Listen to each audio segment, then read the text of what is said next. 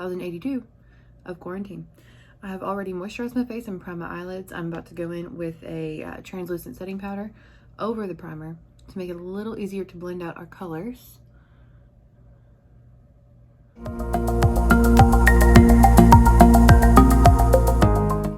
Much better.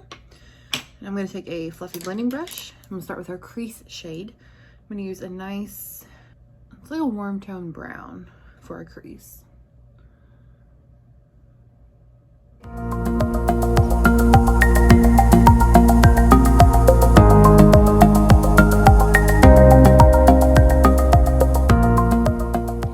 We're going to take a smaller fluffy brush, actually more of a defined crease brush, and a little bit of a deeper shade. I have the outer corners.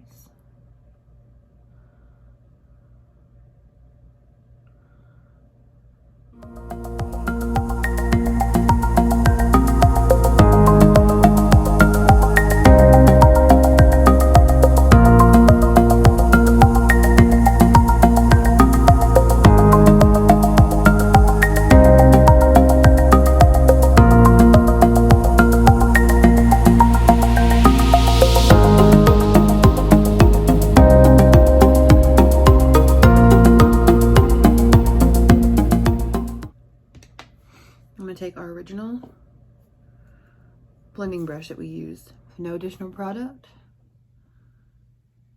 and kind of run it along the edge to make sure we're nice and blended. I do have more of a hooded eye shape, so I tend to like to go a little bit smokier and a little bit deeper in that crease, just so you can actually see it when my eyes are open as opposed to when they're closed. I'm going to take a kind of golden coppery shade on a flat shader brush. I'm going to wet that just a little bit with some setting spray. I'm going to apply that right on the lid, starting in the inner corner.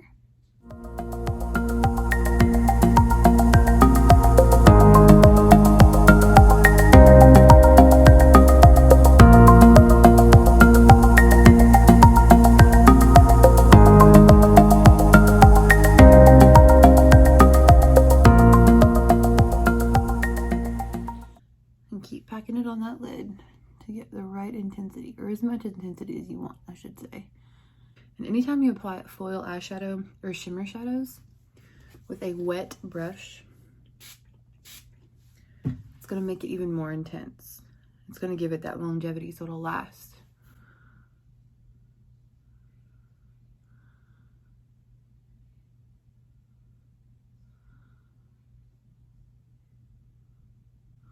I apologize, my hands are a little yellow. I was doing some tie-dye yesterday, and I prefer not to wear gloves, which is also how I prefer to do hair. I don't wear gloves unless I have to. Using the shadow this way also almost gives you the illusion of doing a cut crease without actually doing a cut crease with, you know, the concealer and all of that, which one day I may get into. It's just a lot of work. And if you have hooded eyes, you can't see a whole lot of it anyway. Okay, I'm going to take that second brush that we used in our deeper shade, kind of blend out the edges so it's a little bit more seamless.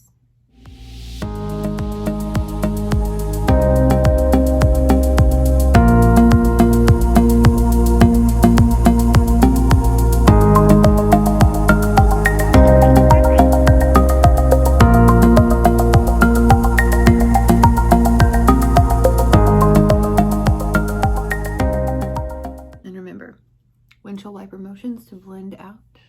I'm going to go back in with a little bit more of that lid shade and touch up. Trying to keep those inner corners nice and bright. And I forgot to mention, I'm a terrible beauty guru. I'm using the Morphe 35H palette, the Hot Spot palette. It's really pretty. I bought it last summer and haven't dabbled into it a whole lot. But I really want to play with some of these brighter blues and reds, which are completely out of my comfort zone. Now I'm going to take a brighter shade and hit our brow bone for a highlight. I'm using a face highlight. I'm using the Physicians Formula Butter Highlighter.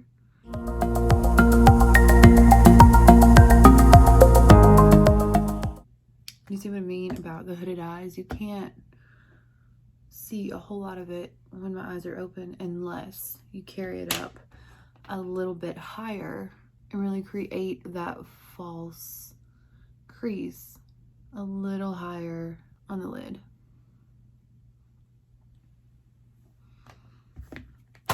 And we're gonna move on to face. I'm gonna go ahead and prime, which I should have already done. I have moisturized, but I have not primed. I'm using the Tatcha Silk Canvas in the places that I typically lose my makeup the fastest. So nose, chin, coming out a little bit to kind of cover some of those pores on my cheeks. A little here in the center of the forehead. Let that sit for just a minute. I'm going to use the L'Oreal Infallible Pro Matte. Let's try one on 2. Shell Beige. I just like to dab it around the face. Take my wet AOA Beauty Sponge and pounce it out to blend it. Does anybody else make that face when you put on makeup? Like, it's completely involuntary. It just happens. Don't forget to blend down the neck. Now we're gonna go in with our Wet n Wild Photo Focus Concealer in Light Ivory under the eyes. And I always come out like this with my concealer to help highlight the area. Because if you just take it right under the eye, then you end up with like a little half moon right there. You want to blend it out. You want to highlight the center of the face, shadow the outside of the face.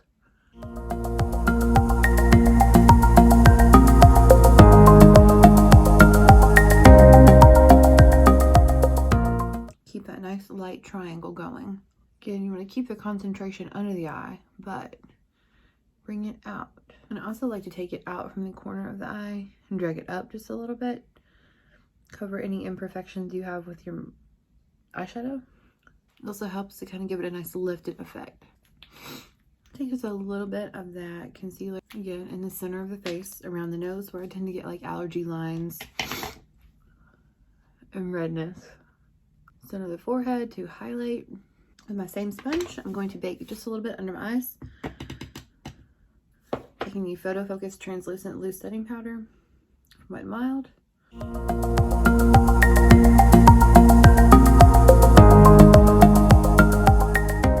Press it in that same triangular shape as we had before. This will help keep your concealer from creasing. And you can do the same thing anywhere that you typically lose foundation first. So chin, if you're oily, set a little down there. If you tend to get a shiny forehead, you can set that as well. On the nose, I'm going to take a big fluffy powder brush, just a little bit of that same powder, buff it onto the cheeks, and go ahead and buff that in as well. Make sure you push that powder into the skin to really help set all of your foundation. I'm not going to touch that baking under the eyes quite yet.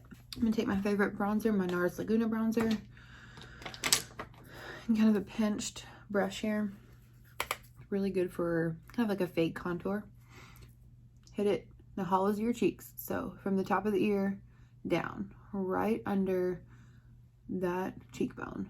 You do an initial straight line, but then buff circular motions upward. Don't buff down, bring it up. Again, it's going to give you a nice lifted effect.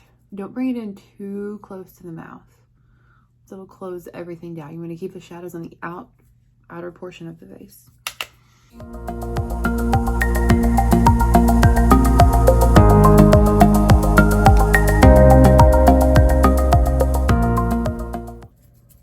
Take it on the edges of the forehead.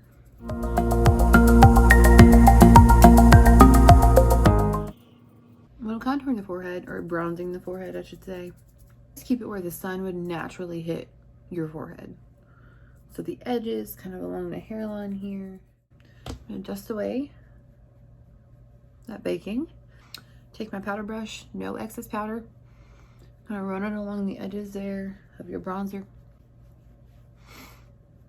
Help blend it through. And I'm gonna go ahead and finish the lower lid of the eyes. Taking that same deep shade we used for the outer corner on a flat shader brush here. Keep it on the outer half. So dragging it from the outer corner right up against that lash line, stopping about the center. The same on the other side.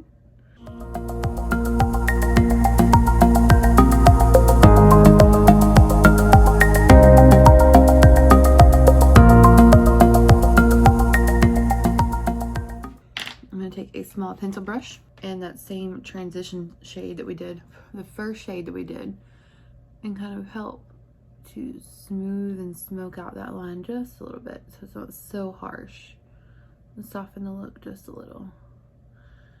And with this color, I'm bringing it in a little closer to that inner corner. Not all the way in, but a little bit more. I'm gonna take another clean pencil brush in a brighter, almost white shade. I'm gonna highlight that inner corner. I'm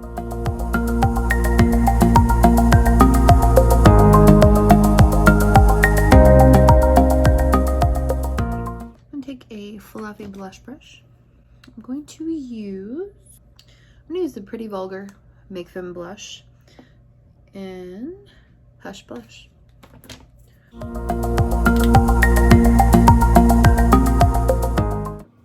Okay, now that we've done blush, I'm going to do a little highlight. I'm going to take that same highlight I used earlier on my eyes, the Physicians Formula Butter highlighter. Hit the high points of the cheeks.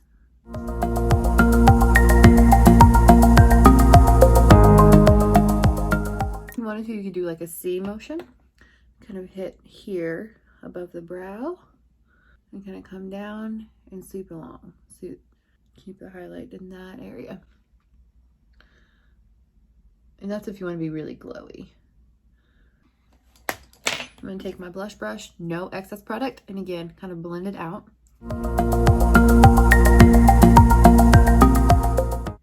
Love me a good highlight. Now that I'm done with all of the powders on the face, I'm going to take a setting spray. This is the Makeup Revolution Pro Fix Oil Control Fixing Spray. I don't love the spray on this bottle, but I like the actual product. So I kind of give it a few test sprays on the edge and then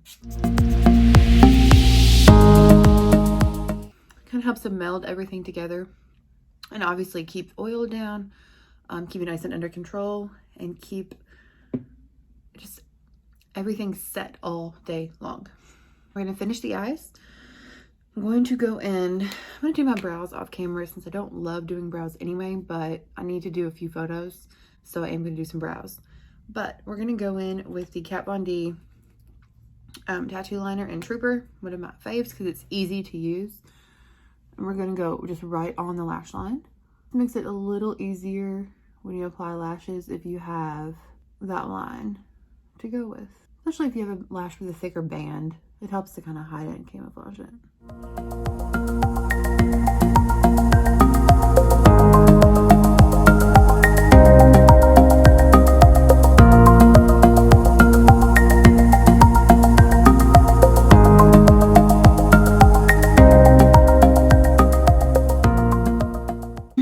Now we're going to take the L'Oreal Lash Paradise mascara in Mystic Black. I'm going to curl the lashes just a bit because my lashes are very, very straight. Mascara face.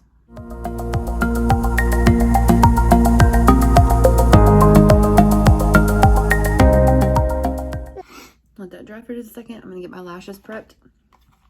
I'm going to use the Pure Pro Eyelashes 3D Cruelty-Free Luxe Lashes. These are good for up to 30 wears. I did get these in a BoxyCharm and I really like them. They're just kind of big. But they're gorgeous lashes. They're not a beginner lash. I definitely would not say that because they do have a thicker band and sometimes can be a little bit more difficult to apply. But they're a really, really pretty lash. But again, with the thicker band, that kind of comes with just experience, kind of playing around with them.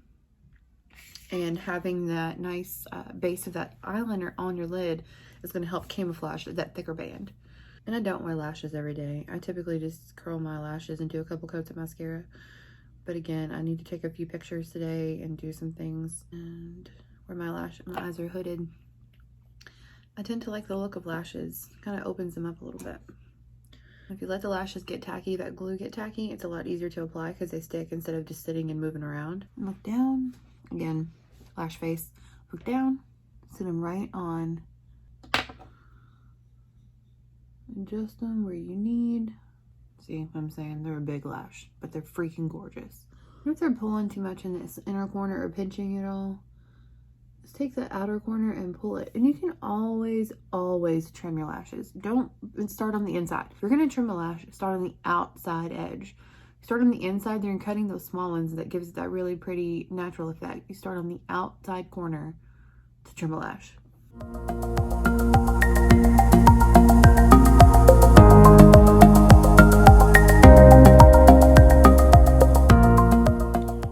Now that we have somewhat of a brow on, because they were not cooperating at all today. Not happy about it. Let's go in and do a lip to finish this off. Always chapstick. Oh, actually, you know what I'm going to do real quick? I'm going to line my waterline.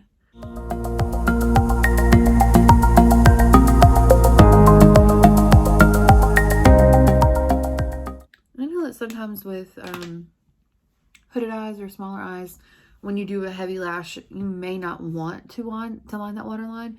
Sometimes it does tend to close the eye out a little bit. It's what I prefer. You could also use nude colored pencil or a white pencil on that waterline to really add a little pop and kind of open the eye a lot. And I may do a look with something like that very soon, but we'll see. So anyway, I'm going to start with a LA Girl lip liner pencil in the color Natural. And just barely touch that lip line.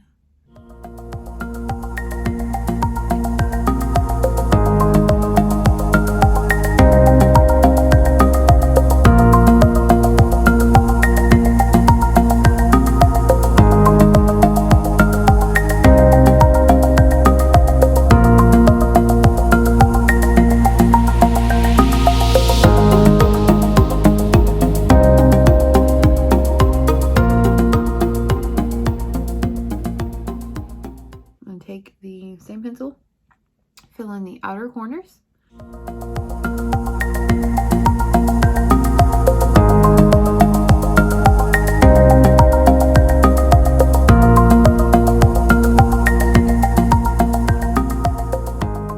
Same rule applies to the lips as I said to face. You want to keep all the light in the center. That's going to make the lips appear fuller, plumper. And I'm using the ColourPop Disney Designer Collection in Ariel for my lip color. I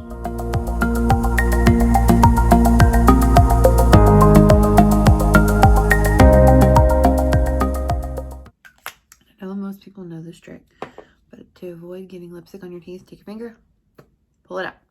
If there's any on the inside rim, it'll bring it out.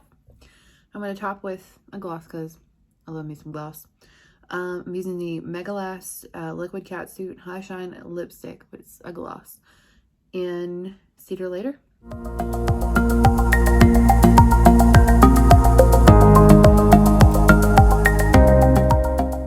Alright guys, this is the final look. Hair, makeup.